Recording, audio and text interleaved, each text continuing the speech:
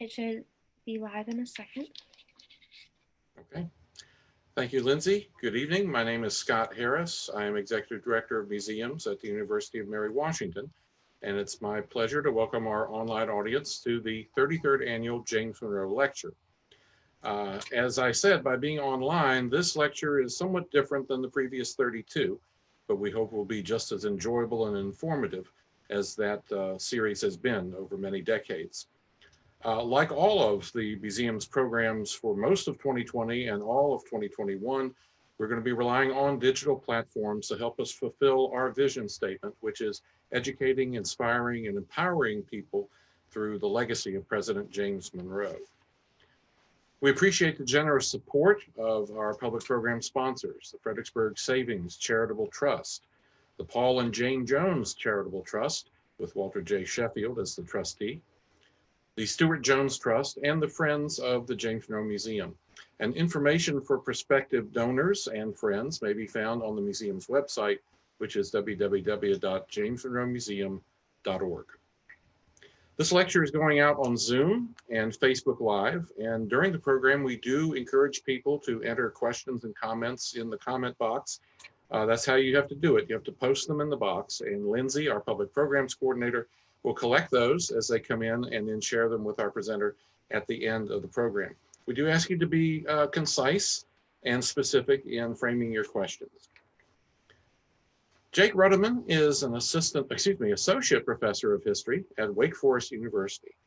He received his AB in history from Princeton and his MA, MPhil, and PhD from Yale University.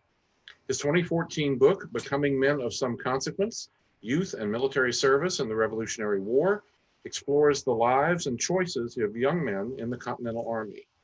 His current research explores the Revolutionary era in the Southeast, where he is particularly interested in the Moravian Brethren of Salem, North Carolina. Dr. Ruddiman is also researching the place of slavery in soldiers' travel writing during the War of American Independence, and the diverse relationships between American and European soldiers and enslaved people. Across these projects, his work as a historian of revolutionary America explores how people built their lives, reshaped their communities, and constructed meaning for themselves and for posterity. Dr. Ruddiman, welcome. Thank you so much. Thank you so much, Scott and Lindsay, for having me today. I'm going to get my background going here so we can sharing slides, stop sharing slides. One moment, PowerPoint as virtual.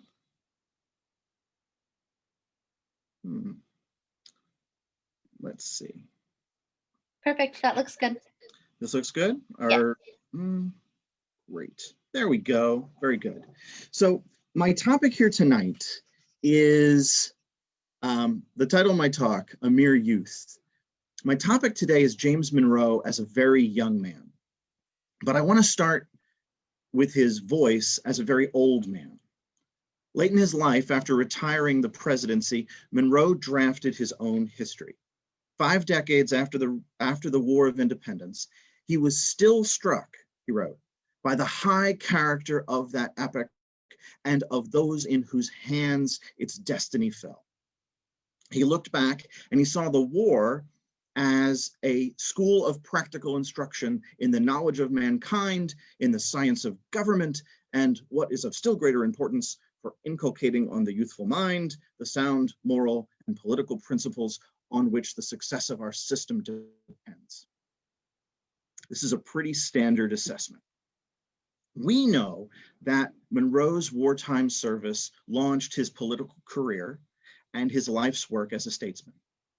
But the mechanics in that wartime moment deserve closer attention.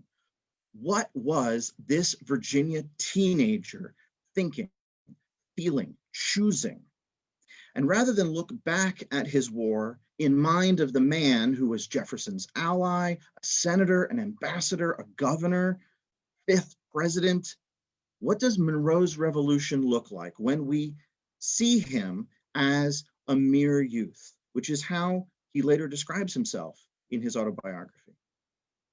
Examining Monroe's correspondence and his autobiography reveal This young Virginia gentleman building relationships and making choices to advance himself on his path to manly independence. This is a crazy challenge of coming of age in a country that Thomas Paine described as having been set on fire about their ears. So how would Monroe best seek distinction among his peers and support from patrons? Considering James Monroe as a youth reveals the process of political and military mobilization in the American Revolution. Benjamin Franklin notwithstanding, founding fathers were not old men. In 1776, Alexander Hamilton is roughly 21, Jefferson's 33, Washington is 44. And more significantly, half the American population is younger than 16 years old. During this long war, political consent and military labor would have to be drawn from this youthful pool. James Monroe was born in 1758. He's born into a propertied but unremarkable Virginia family. He only knew the British Empire in turmoil. When James is 7, his father Spence had protested the Stamp Act along with practically everybody else. When Spence dies young in 1774, he leaves James and his siblings under the direction of their politically connected maternal uncle, Joseph Jones. And 16-year-old James is sent down to college at William and Mary. And he finds himself in the political center of Virginia, while that community mobilizes to resist Parliament's impositions. And young James Monroe begins training and drilling with a politicized militia. So what does all of this look like from this teenager's perspective? His actions speak loudly. Those militia drills answer the call for political action and Monroe's need for fraternity in a new place and a new community. And these connections persisted. When the fighting began in 1775, Williamsburg Patriots organized a raid on the Governor Dunmore's palace to seize weapons, and Monroe participated. Apparently the youngest in this heist crew. They carry off 300 swords, 200 muskets. He volunteered. He served under the direction of more established leaders. He was probably getting on about 6 feet tall. His shoulders were broadening. He's thoroughly expendable. Monroe is useful muscle. And this escapade suggests two things. First, Monroe is visible to his elders in the movement, and he is eager to offer his assistance to them. Patriotic enthusiasm in 1775 demands action. And Monroe's social station doesn't point him to this sort of disordered action that the British imagine in 74 and 75. His social station points him towards military service as an officer. He recalled in his autobiography that he continued to pursue his studies at the college until January 1776, when he said it was essentially shut up by the procession of the war. And along with his college roommate, John Francis Mercer, and he wrote, several other youths of great merit, Monroe volunteers as a cadet in the 3rd Virginia Regiment in the expanded Continental Army. Gentlemen cadets are essentially unpaid interns. They're potentially too young to be granted an officer's commission, but they have the social status, they have the family connections to be worthy of instruction and audition. And Monroe passed muster. He was soon after appointed a lieutenant. These officers' commissions rely on and ratify social rank. An officer is a gentleman. And stepping forward in this way to defend his country satisfied multiple demands. He's displaying his patriotic resolve, yes, but he's also grabbing a rung on the ladder of Virginia's hierarchy. To be a gentleman in Virginia is to be seen and to be judged. And with the college closed, and with his family property held in trust by his uncle, what else is teenage Monroe going to do to advance himself? Patriotism is not incompatible with personal drive. There's a Massachusetts lieutenant named Bill Scott who gets captured at Bunker Hill, and he gets interrogated by a loyalist and who demands that he explain himself and explain his motives. And Scott said, when this rebellion came on, I saw some neighbors get into commission who were no better than myself. I was ambitious. I was very ambitious. I did not like to see those men above me. I offered to enlist upon having a lieutenant's commission. I imagined myself now in a way of promotion. If I were killed in battle, that would be the end of me. But if my captain was killed, I should rise in rank and should have still a chance to rise higher.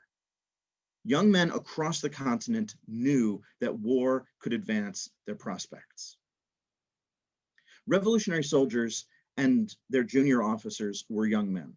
The average age of Virginia's soldiers at enlistment was about 19 years old across the course of the war. And there's a comment I love from Paul Fussell, who was a World War II veteran and a literary critic, who rather cynically remarked that war must rely on the young, for only they have the two things fighting requires: physical stamina and innocence about their own mortality. Dark. I'd add a third component: messianic political enthusiasm. Nobody believes like a true believing teenager. And this appears to be the case with young James Monroe.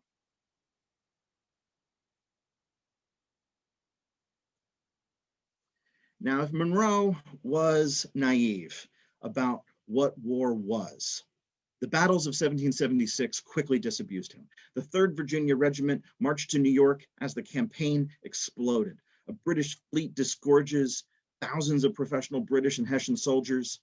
At Brooklyn, Monroe remembered the elite Maryland and Delaware regiments get cut to pieces. And it is blind luck that Monroe's regiment hadn't completed its march north sooner and possibly met the same fate there. On Manhattan, Monroe heard the news that the Connecticut militia broke and ran from the British at Kips Bay. The next day, the Virginians held at Harlem, fighting gallantly to check the British advance. Monroe saw his officers killed in that engagement. He then retreated with Washington's army to White Plains. He stood with the rear guard at Newark, and he counted only 3,000 soldiers pass. Of this desperate moment, Monroe recalled seeing George Washington. He wrote, he saw him at the head of a small band, or rather at its rear, for he was always near the enemy, and his countenance and his manner made an impression on me that time can never efface.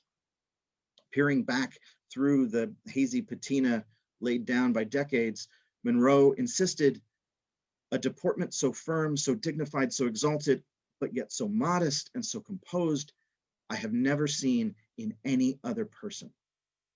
It must have been a bright spot for that young lieutenant in this dark moment in the war. I think that James Monroe would have been delighted that Leutze imagined him into the same boat crossing the Delaware with Washington. I think he would have just absolutely loved this painting. For that reason, the intimate connection with Washington. It's striking to me that Lieutenant Monroe volunteered to go with the vanguard unit in the Christmas surprise attack at Trenton. Was this patriotism? Was this ambition? Both? I also find it interesting that he put himself forward to serve under a fellow Virginian, Captain William Washington. So his continental service is still entwined with his home state, with men he knew, and with these local relationships.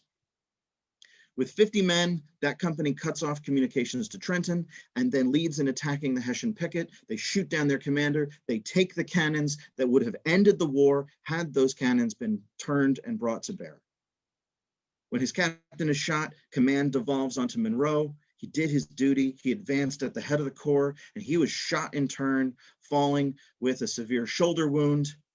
We have Monroe on the ground here behind the wounded Hessian officer. He had proved himself diligent, brave during a desperately hopeless campaign. Here, Trumbull imagines poor pale Monroe with his shoulder. Poor pale Monroe, who will be promoted to captain to recognize his service. Monroe has seen and felt the costs of war. That bullet in his shoulder he carries to his grave. He is only 18 years old. The meaning of the war shifts for Monroe, presenting new possibilities and challenges with this recognition and with this promotion. Captain Monroe's first task in 1777 was recruiting soldiers for the company that he would command. It did not go well. He complained to his first captain, writing to an old friend, he complained that fortune had not thrown more than 6 men who were willing to enter the army into his path. He boldly wrote that he preferred the fatigue and danger of active service to recruiting. He wrote, there seems to be too generally annexed to the character of recruiters the idea of insignificancy and indolence. Young Monroe clearly cared what people thought of him. Without men to command, Monroe could have found himself idled at home at this point in the war. That's what had happened to the officer to whom he was writing. But Monroe got lucky. General William Alexander, Lord Stirling, knew Monroe from the New York campaign, and he invited him to join his staff as an aide-de-camp. 18th century Army staff were termed a general's family, with the implications of the young officers' dependence on their elders and the reciprocal patronage to be provided by the commander. By the end of August, Monroe could report to his friend, his old captain, I live very agreeably with Lord Stirling. The rest of that letter is also telling, because in it, he reports to his old captain the units that are potentially in need of officers, but he gently dissuades him from coming to headquarters in search of a position because there's already much competition for assignments. Young Monroe, the aide, has become a conduit to the powerful. And this partly makes up for an aide's secretarial and dependent status. His responsibilities, he later wrote, his responsibility was to bear the orders of his general to the troops when in camp or on the march, and to take those of the commander-in-chief and report them to his own general. In the field, an 18th century aide spoke with the voice and authority of his general. If an aide gives a command, it is the same as if the general is giving the command. But as exciting as that might be for a 19-year-old officer, Monroe is not issuing his own commands. He is not holding his own authority. And Monroe spent the campaigns of 1777 and 78 serving the internal bureaucracy of the Army and the household of General Stirling. Monroe recalled his service as Stirling's aide. He said it provided an unparalleled education. Possessing the confidence of the general, Monroe wrote of himself in the third person in his autobiography, possessing the confidence of his general, he knew all the springs of action and principles on which every movement turned. He became acquainted with all the general officers of the army, with their aides, and with the other officers in that circle. Their society gave him lessons of practical instruction. And this service brought a new perspective too. Like many other Continental officers, he perceived the revolution from within its only national institution apart from the Congress itself. The members who composed it, he writes, came from all the states. And he noted its tendency to break down local prejudices and attach the mind and feeling to the Union. Now, of course, he also saw these officers wrangle over rank and seniority and duel each other over perceived slights to their honor. And he counted the continued bill of wounds and death delivered to friends, old and new. Action at Brandywine wounded both his old college roommate, John Francis Mercer, and his new acquaintance, the 19-year-old Marquis de Lafayette. Many others, personal friends, he writes, of his old regiment, were wounded, and some of them killed in that action. In his memoir, Monroe repeatedly returned to the dangers and the costs of the war imposed on the other young men around him. These officers were young, ambitious men, and the course of the war was not predictable and it was not smooth. By the summer of 1778, the French alliance, the near victory at Monmouth, and then the resulting stalemate between British and Continental forces in the North made it appear that winning American independence was only a matter of time. That it was going to take another 4 years would have shocked them. At this point, in 1778, many Continentals started looking toward getting up or getting out. Officer resignations started to accelerate again in late 1778. The private soldiers who enlisted in 1777, well, their enlistments were running out 3 years at the end of 79. They were going to follow their officers. They had to get on with their lives. It was time for others to take their place in the line. Monroe also appeared to be seeking his advancement and his independence at this point in the arc of the war. In fall of 1778, Monroe exchanges a fascinating set of letters with Theodosia Prevost, a New Jersey patriot who, despite her marriage to a British officer, offered her home to General Washington as a headquarters site. I don't believe we have a portrait of Theodosia, Aaron Burr's future wife, but we have portraits of her mother and of her daughter, and I figure if we average the two of them, we can imagine Theodosia. Monroe's surviving letters to Prevost reveal two things about this moment later on in 1778.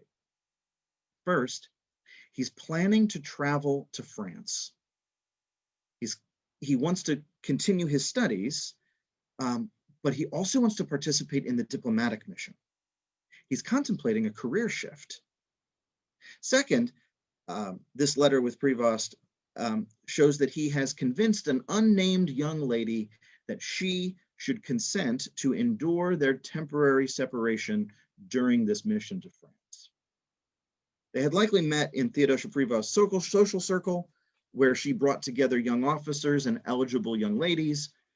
James McHenry, who was one of George Washington's aides, recalled how officers talked and walked and laughed and frolicked and gallanted at her home, the Hermitage.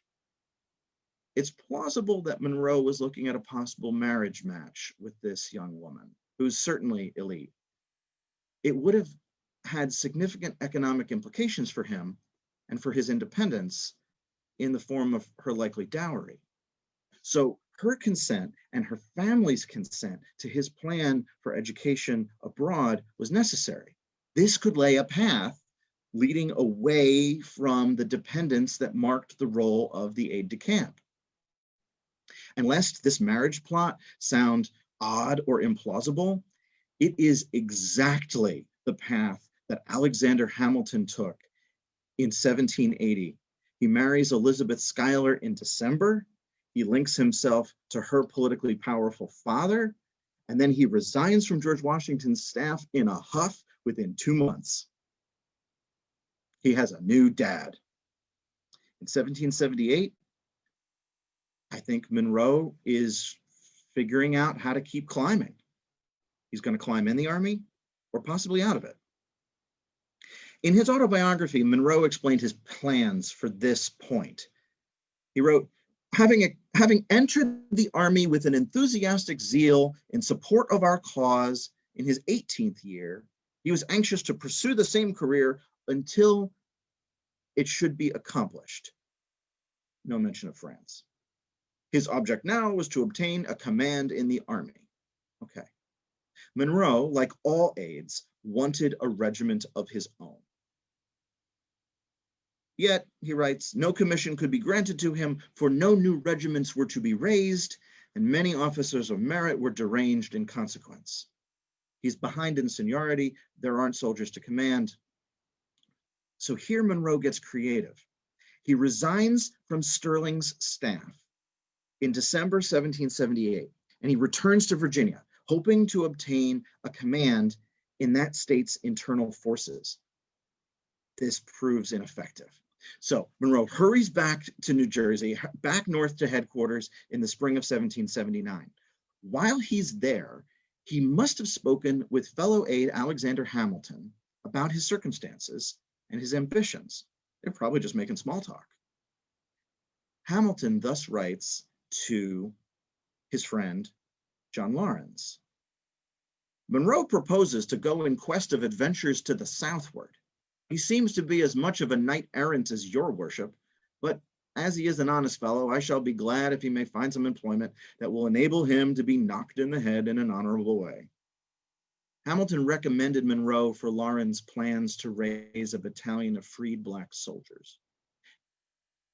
He will relish your black scheme if anything handsome can be done for him in that line, Hamilton writes. You know him to be a man of honor, a sensible man, a soldier. You love your country. He has the zeal and capacity to serve it. This is a good letter of recommendation. But nothing comes of it.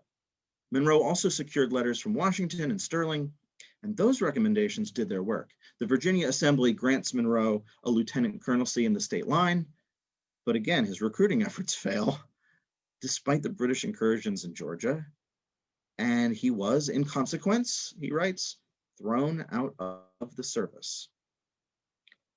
Monroe was certainly patriotic. He sought a Virginia commission, he explained in a letter in 1779, from my attachment to the service, and desire, as I began almost with the war, to serve to the end of it. But his effort to take the field with command had failed. The dilemma at this point was that he was underage, and he said he found it difficult to make such disposition of my property. His uncle still controls his father's estate. Monroe is reduced to living under his uncle's roof. He apologizes to Charles Lee in a letter. He writes, if it was my house, my dear general, you should make it yours, which is a very polite 18th century sort of thing to say, but there's an undercurrent there. Monroe does not have his own place. His only path to independence was continued military service, and he framed it very bluntly in his autobiography. He was too young for civil employment. By the fall, he's lamenting how Virginians were neglecting the cause in which our country is engaged. The war makes no further impression on them than a narrative of events which might have happened in ancient Greece or Rome. While he's reading in the college library, he's grousing that his countrymen had read and philosophized till they had philosophized themselves out of all feelings of the heart. He's so young. The perpetual freedom and independence of an extensive continent is at stake.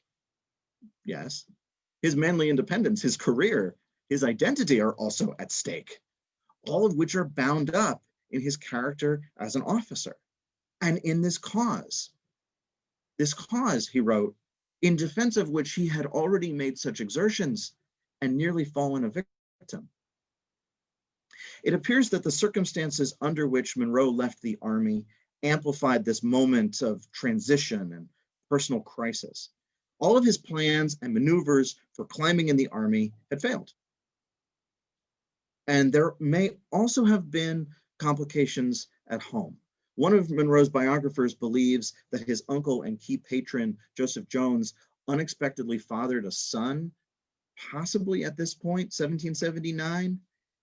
And that new heir promised to displace Monroe, to displace him from a broader inheritance and more immediately from his family patron's focus, likely at this moment when his military career is at an end. Dealing with all this uncertainty, by the spring of 1780, Monroe is completing his studies at William and Mary. He's preparing to read for the law. Law had been his uncle's plan for him from before the war. Monroe's older friend, Charles Lee, lamented petty wrangling over real estate and such legal matters were a most horrid narrower of the mind. But Monroe's long experience at headquarters helped direct a crucial decision. Would he study with George Wythe, or who's the preeminent legal mind in Virginia, or with Thomas Jefferson, the governor? Monroe chooses the governor. His uncle Jones concurred with the logic of standing close to powerful men. If there was a campaign against the British, Jones hoped Jefferson would lead the state militia himself. You, no doubt, Jones instructed Monroe, you no doubt will be readily cheerful to give him your company and assistance in any campaign. Young Colonel Monroe could go back to being an aide. And Jones' expectations were correct. Governor Jefferson, in between assigning Monroe legal reading lists, also found that he had, he wrote, he had occasion to employ a gentleman in a confidential business requiring great discretion and some acquaintance with military things. The British had captured Charleston in May 1780, and to protect Virginia, Jefferson needed intelligence and renewed communication with the scattered Patriot forces. And so he tasked Monroe, observe the British Army, communicate their movements, report the resources of our friends, their force, the disposition of the people, the prospects of provisions, ammunition, arms. Jefferson instructed Monroe to tell governors and generals that they may, through you, be enabled to correspond with me. Monroe was back in his military element. After being cut adrift from the Continental Army and his patrons there, as well his potentially changed relationship with Jones, all of that, Monroe said, had perplexed my plan of life. After this mission completes, he thanks Jefferson effusively. Without his patronage, he writes, I should most certainly have retired from society with a resolution never to have entered onto the stage again. My plan of life is now fixed. This is an easy thing for Monroe to write in a thank you note, but the war continued. The British land at Norfolk, Virginia in the fall of 1780. Monroe gets command of a militia regiment, and likely at his suggestion, his old friend, John Francis Mercer, was appointed with him as second in command. They were only out for a month. When the British return in greater force in 1781 and wreak havoc, Virginia's weak mobilization meant that Continental forces led by Lafayette were necessary to check the invaders in the Tidewater. Monroe attempted to secure some command in the militia, he writes, from the new governor, Nelson, but he was unsuccessful. Virginia had plenty of officers, not nearly enough soldiers. Monroe writes, I could not stay home in the present state of the country and should be happy to bear some part in her defense, he writes to Jefferson. For that purpose, I set out to join the Marquis's army to act in any line either himself or council would employ me in. He basically crashes Monroe's army, like looking for a gig. It was not to be. He hoped to join the army and serve till the enemy would leave this state. At the siege of Yorktown, Monroe applied again to his friend Lafayette, asking, since Lafayette had already filled his staff, he said, could you mention me to your friend, General Lincoln? My wish is merely to make my continuance temporary during the operations here, to render some little service to the general, and if possible, to my state, and at the same time, enjoy the society of some excellent citizens from whom my particular circumstances alone have reluctantly separated.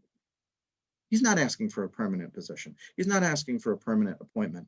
He just wants a chance, a continued chance to serve and to perform.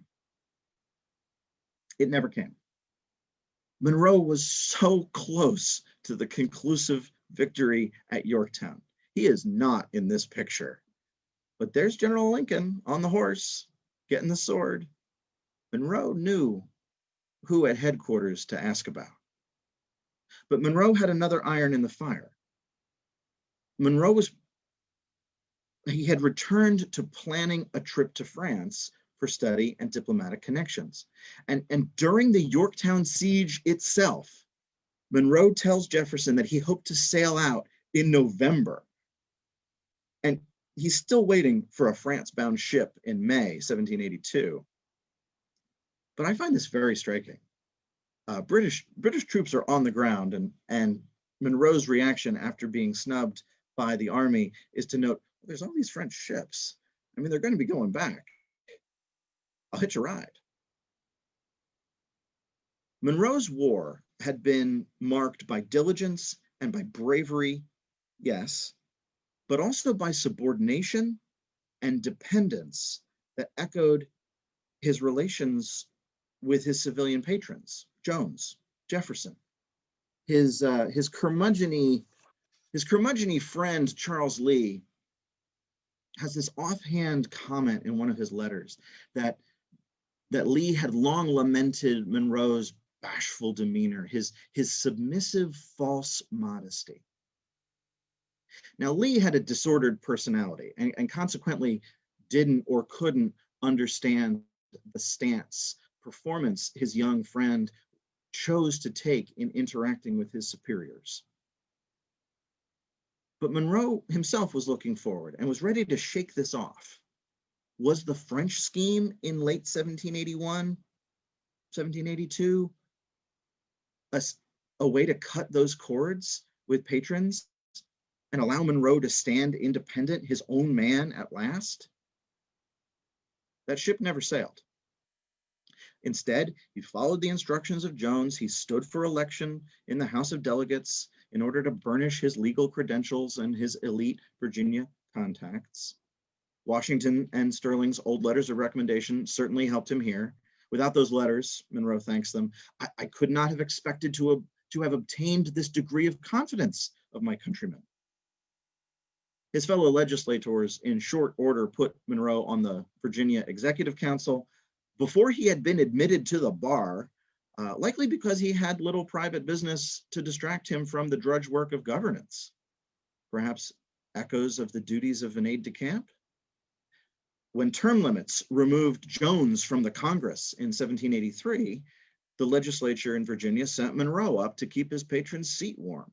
Again, the parallels with Hamilton are fascinating.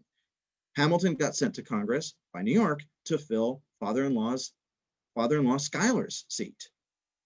So even in elected office, Monroe and other young politicians like him, they're junior partners in a complex political network and chain of command.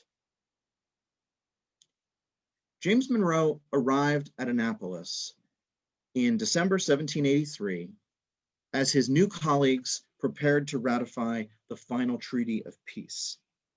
General Washington rode into town a week later and then resigned his commission to the Congress 2 days before Christmas. Now, Monroe's in this painting somewhere. Scott was telling me, he's like, no, look for the yellow waistcoat. He's down in front with his legs crossed. When they all powder their hair, they hide their youth. The scene was highly interesting. That's what Monroe later wrote with some understatement. The scene was highly interesting. He reflected how he had served as a lieutenant under Washington only a few years before. In his autobiography, Monroe drew a straight line from his military service to his elevation to political office. It was gratifying, he wrote, it was gratifying to recollect that his promotion had been the result of the free suffrage of his fellow citizens, founded in part at least on the favorable opinion entertained of his conduct in that service. At the time, however, Monroe's path as a young officer and as a member of the rising generation of Virginia's political elite showed the persistence of hierarchy and patronage and dependence. It's important to remember dependence, the way these young men were embedded in relationship webs that tied them to their elders. There's a great line from one of the first histories of the Revolution, David Ramsey's 1789 history. He writes that the war not only required, but created talents. And this certainly applies to the young James Monroe. The war nurtured and challenged and drew forth his abilities. But to this, we should add that for the elite young men of revolutionary Virginia, the politics of American independence not only required, but continued dependence. So I want to thank you all very much, and I'm very curious your thoughts and questions of young James Monroe, a mere youth. Thank you, Dr. Ruddiman. We have a few questions already, so I'm going to get started. We have some viewers from Brazil, which is great. And we actually have a question from Brazil.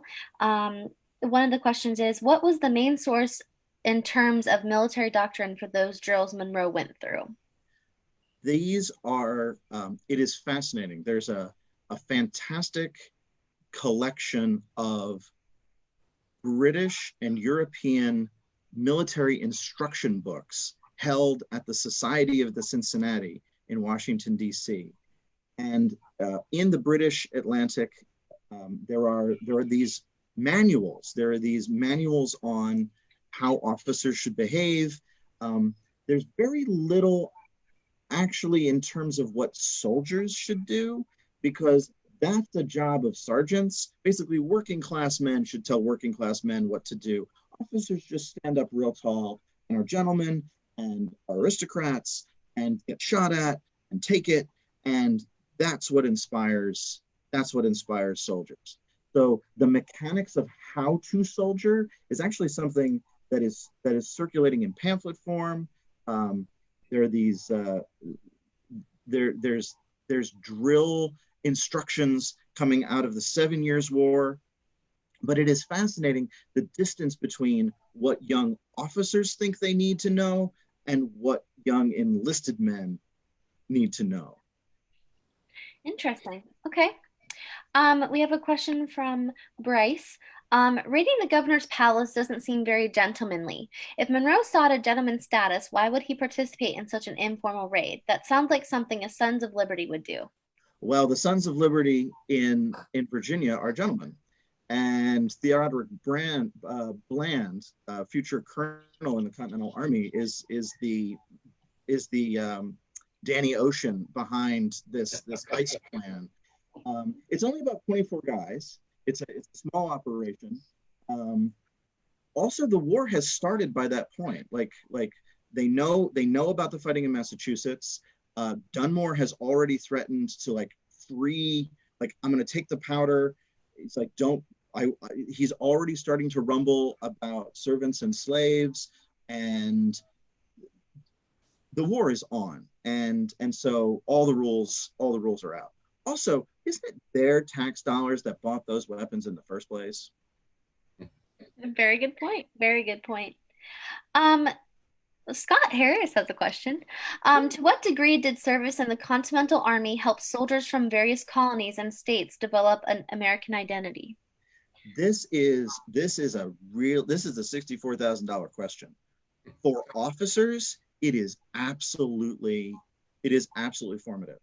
The way I like to think about culture and community in the Continental Army is almost like concentric spheres or like nesting dolls. Because all these officers are serving in state-raised units. So you have New Hampshire men leading New Hampshire men. Their general might be from somewhere else, but probably New England. So you have a community within a regiment which represents a state and then also represents sometimes part of a state. This is a regiment raised in the Tidewater or in Eastern Massachusetts or in Bucks County, Pennsylvania. But when they're in camp, there's only so many officers, and the officers are only technically allowed to fraternize with each other, and so they get to meet each other across regimental lines. And this is where interests in horse racing, or girls, or hunting, or fishing, or being 19 get these guys to talking and friendships. Does the same thing happen for enlisted soldiers? I actually don't think so. I think that they have a relationship with their officers, sometimes very negative. I think they have very positive feelings about George Washington. Sometimes there are other generals as well. But in memoirs, letters, accounts from the war, the descriptions of soldiers from other states and units, there's often not much. What is telling is when they talk about the inhabitants of other states that they meet, Okay. they do not necessarily feel kinship. Or when they do meet somebody from the old state who happens to be like moved to Pennsylvania, they're so excited because it's a countryman. So I think in some ways there's an old thesis by an old teacher of mine who passed away this year, John Ruddiman, his thesis that the nationalism of the United States is a roof without walls, that there's a constitutional order created before there's a sense of national identity, or at least before that sense of national identity fully crystallizes, I think is apt. And I think we can see it in the Continental Army and in the war. Since that's my question, I want to ask a follow-on because I find it fascinating because to me, looking down through the ages, then the let's say roughly the children or grandchildren of a lot of these Continental soldiers are going to be the soldiers fighting in Mexico, in the Mexican War, and then certainly in the Civil War, the descendants in many cases of Continental Army soldiers. And there does seem to be, as we go down generation by generation, an increasing Americanization, I think, of the armies that are fielded. Now in Mexico, they're all in the U.S. Army, but even in the Civil War, and particularly for Union soldiers from all over who end up fighting in Virginia, in Georgia, in South Carolina, out in the Western Theater, they're seeing the country. And they're seeing places that by now have become, you see so many Union soldiers always referring in their diaries to being on the sacred soil of Virginia. Even to them, recognize the Americanness of the Virginia story. So it's interesting that it hasn't quite started to take root in the Continental Army, even though it is the Continental Army. But you do wonder if maybe in the stories later in the traditions of service, they do seem to start to build that. Can you see my screen? Oh yes. This is I'll pull up who the painter is in a minute, but this is basically the grandfather veteran of 76 listening to the tales of war by his wounded grandson from the Mexican War. And I think you can't really see it in the background, but like sort of up here in the background is a portrait of George Washington. Of course. And who painted this? Oh shoot, hold on, give me a hot second. This is by Woodville. It's called Old 76 and Young 48. As these guys are traveling, I think they are sometimes during the war, when these guys are traveling around, they're always on the lookout for a new place, for land speculation. They're always like looking at the soil, they're looking at the trees, they're looking for places to move. Sometimes they reject, like, I don't want to move to Georgia, this is terrible. Like, I hate this place. I hate South Carolinians. They're so snooty. Sorry, any South Carolinians out there, but you're so snooty. I am a son of New Jersey, and we in the middle are, we're the right place.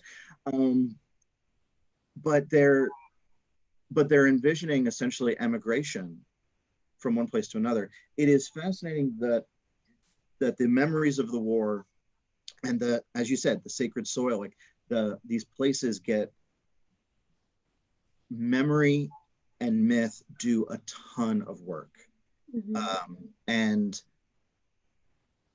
But it's work that's coming about. It's coming about during Monroe's presidency.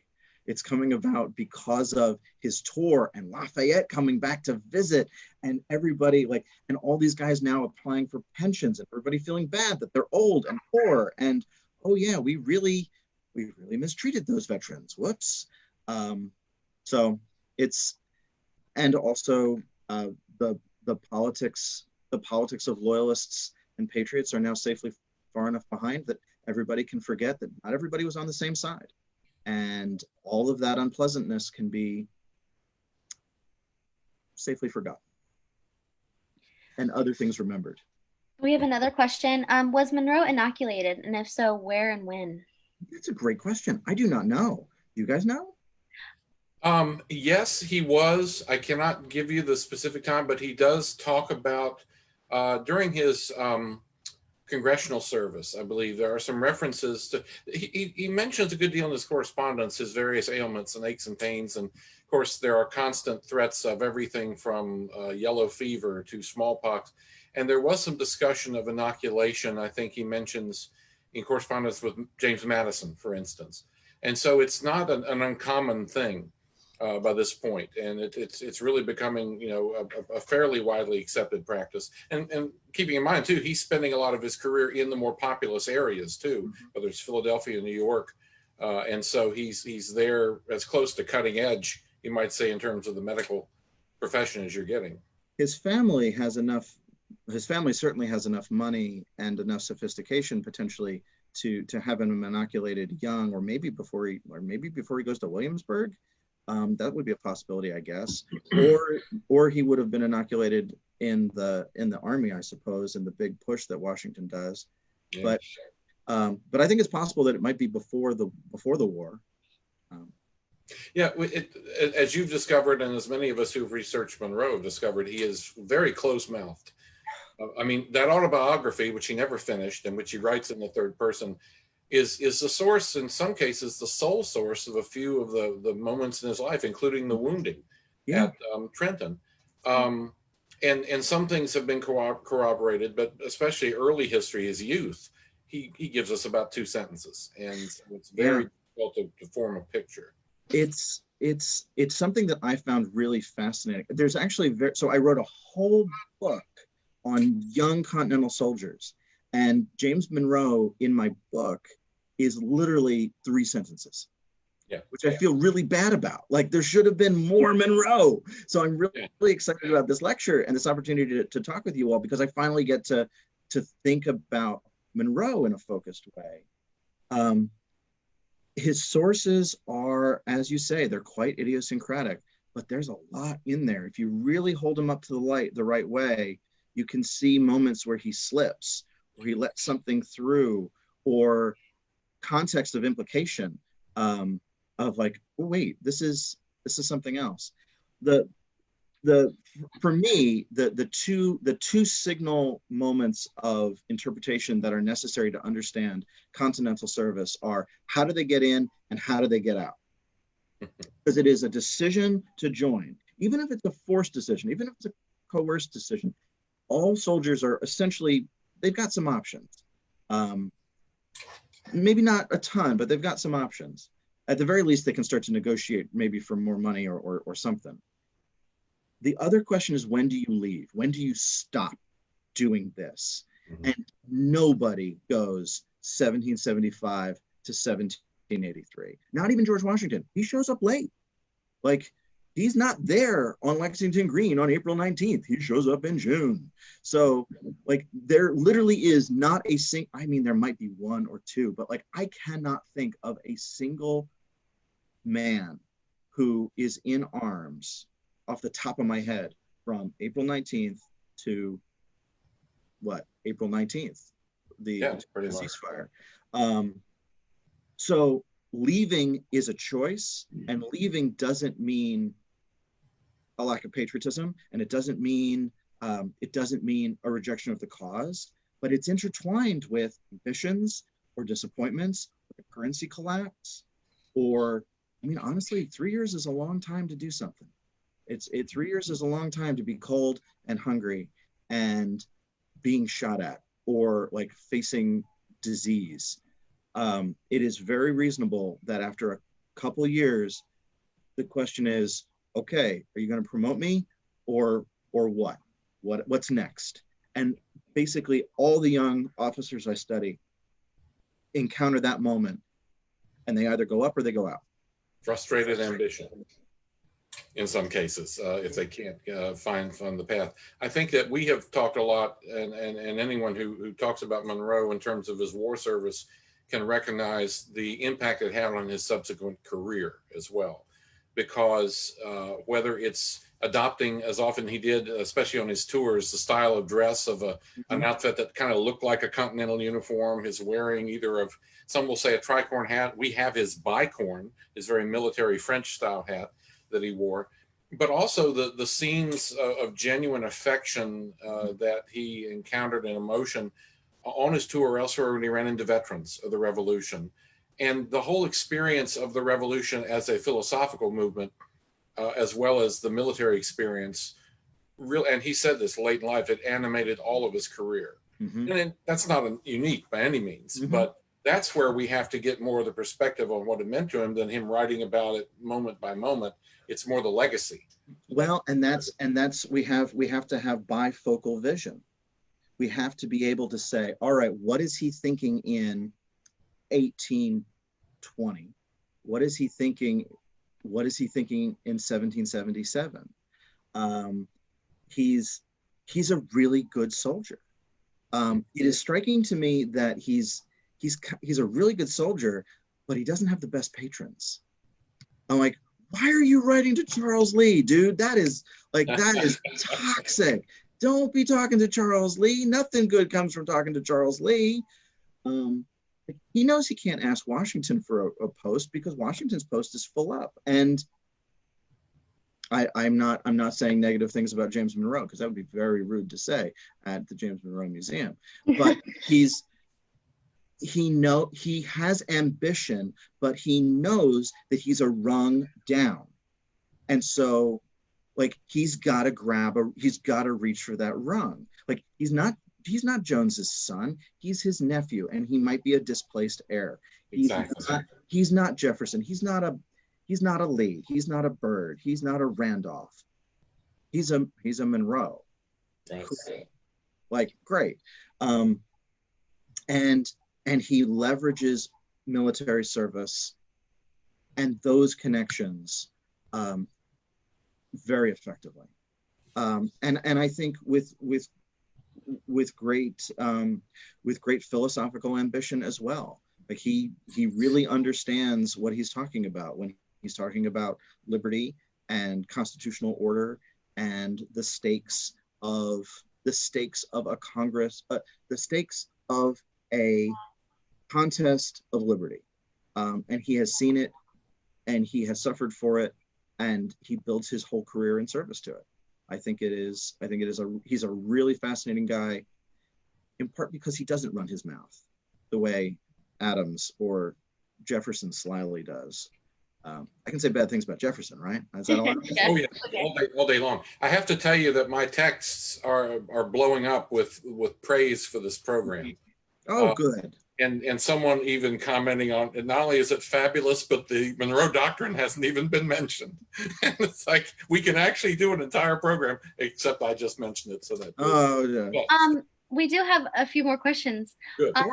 Someone would like you to comment more on Monroe's shoulder wound, and I don't know if Scott can talk a little bit maybe about the actual vest that we have that reflects it too, but I don't know if you could touch on that a little bit more. Well, here again, and you've probably got this too. It's precious little, and mostly what he tells us.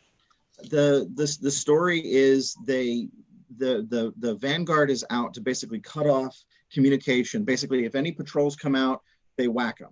If any loyalists come by, they grab them so that the cover isn't blown for the Trenton operation.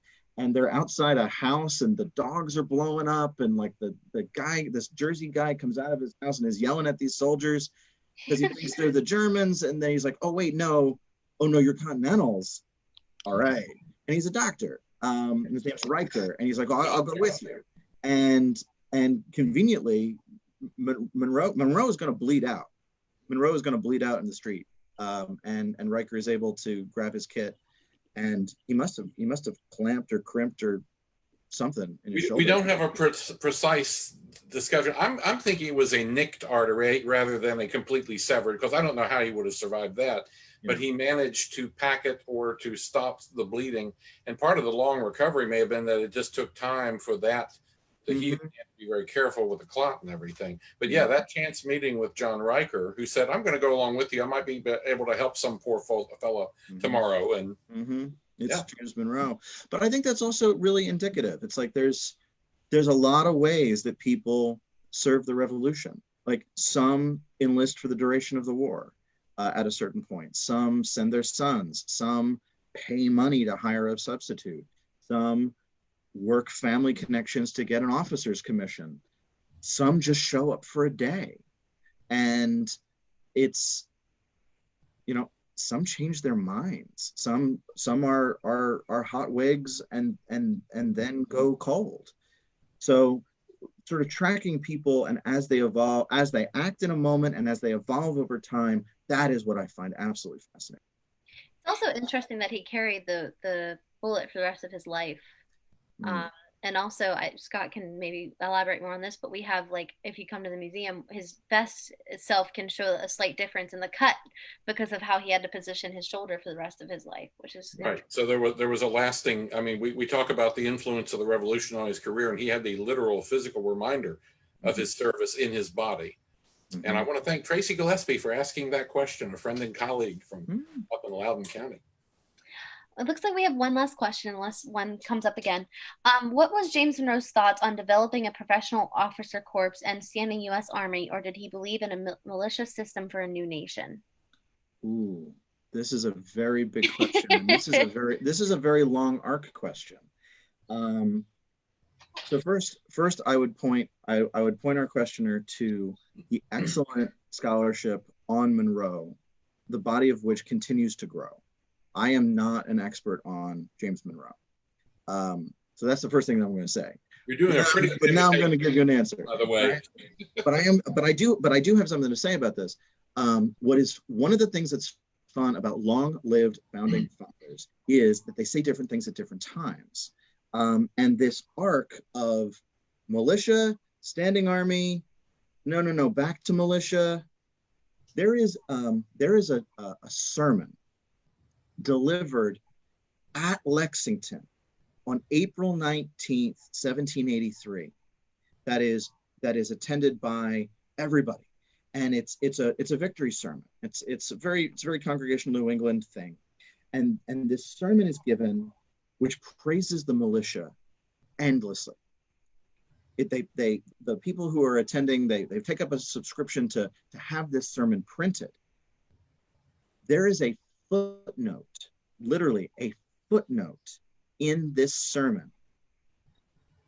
When I praised the militia, I did not mean to speak or imply derogatorily towards the standing army or its honorable officers, most especially His Excellency George Washington, et cetera, et cetera, et cetera.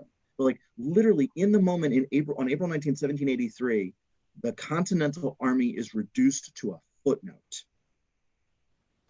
that then requires an apology, because there's some officers, actually, like there's some Continental guys in the audience, officers who probably felt slighted, but who literally were not visible as members of or veterans of a standing army at that point. That it is Jefferson's plan to make West Point. I think I'd be really curious to know what James Monroe thought about West Point as part of Jefferson's project for a defederalizing of the army and the armed forces to make officers safe Republicans. It is a tension. I mean, also the fact that he has been, I mean, other factors for Monroe, it's like the fact that he is in France watching the coronation of Napoleon. Like that's like, let's watch a Republican experiment that Monroe believed in very fervently in France, like collapse 18th Brumaire, like let's watch it collapse and then resolve into literally I'm going to have the if you want to see what monarchy looks like, go look up on Google the Coronation of Napoleon. It is the most opulent, baroque, redonkulous painting you will ever see. And it's like, wait, these people, a couple years before these people cut off a king's head, you got to be kidding me. So I think that all of those things would have to be inputs at various points in Monroe's thinking about standing army versus militia, along with the fact that the United States lost the War of 1812. Well, and that, if I can expand on that a little bit, you're exactly right. He did have the perspective that, in part from the War of 1812, literally at the battlefield of Bladensburg, saw where that reliance upon the militia fell down. And even though he's coming out of the Democratic Republican tradition of the fear of the large standing army, there's enough of a nationalist in him and enough of a military man to realize that there had to be some professionalism at least to a degree in the Army, at least in the officer corps, looking ahead to when you might have to expand in a national crisis and incorporate militia, but you needed a trained cadre. And so actually the evolution of the officer corps immediately before and during Monroe's administration set the pattern that would go right on through the Civil War for officer training. One of our predecessor Monroe lecturers, Sam Watson from the U.S. Military Academy at West Point, has written on the evolution of the officer corps, and he does credit what was going on in Monroe's administration as helping sort of establish.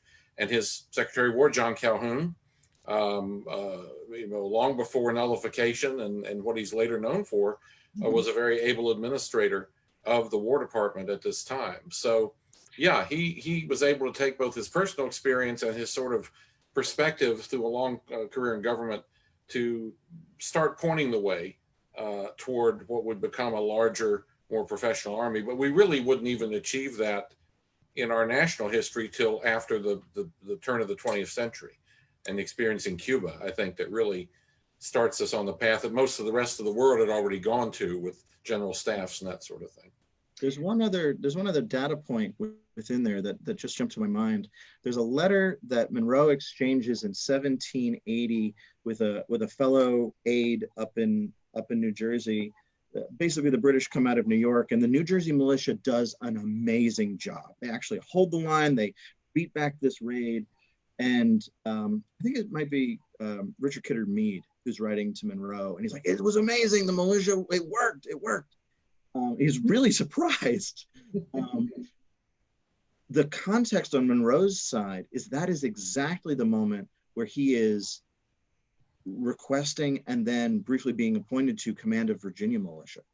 So Meade's letter, like, it worked, like it can work, we can do this, might have been really encouraging to a veteran Continental officer now in command of raw militia troops, but fighting on their own ground or fighting in a limited way, like maybe it'll work.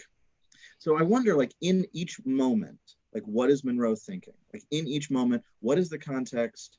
What does he have in his pocket that he can pull out and think about?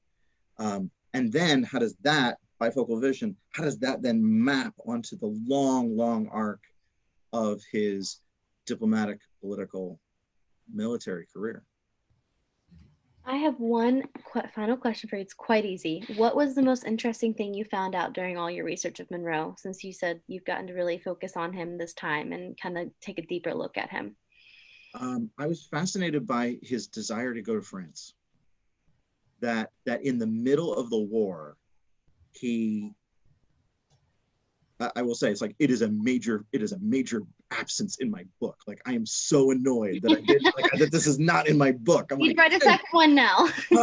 it's like, but because he fits an expectation of other soldiers of, like, let's get creative. Like, other young officers, like, let's get creative. Like, what are we gonna do?